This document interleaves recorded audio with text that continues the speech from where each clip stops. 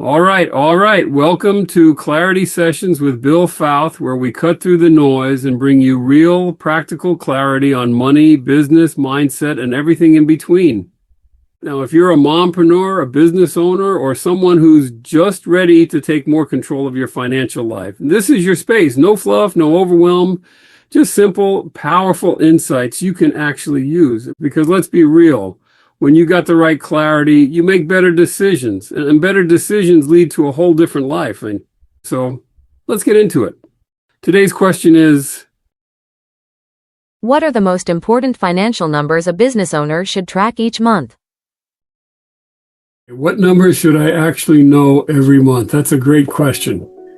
And the short answer is, there's really probably three things that you need to know, probably more, but in other words, how much is coming in?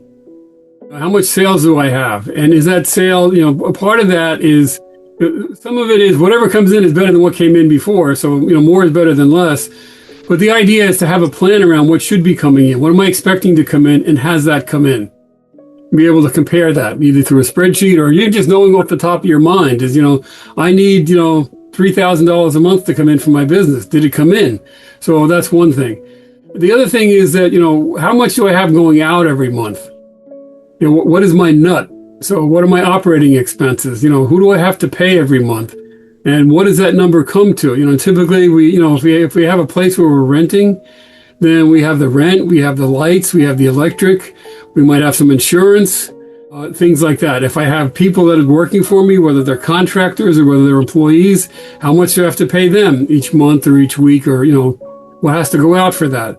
Having an idea of what's coming in, what's going out. And then the idea is, what's the net? What's the leftover? Where is that money going? Part of it is going to be, if there's leftover, then the question is how to wisely deploy that leftover so that my time to retirement or financial freedom is sooner. And what do I need to do with that money? Is it reinvested in my business, reinvested in personal investments? Is it, depends on your debt structure.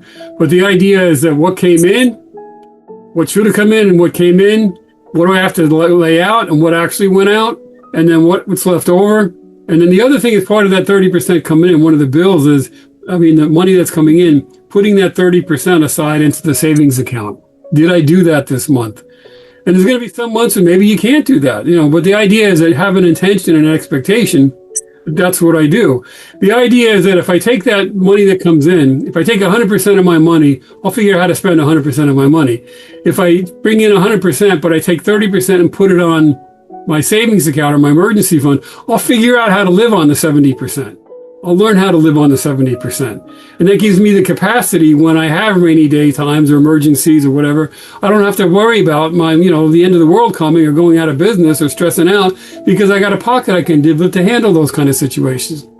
So the idea is that developing how much is coming in, putting the 30% aside, how much is going out, and then what's left over.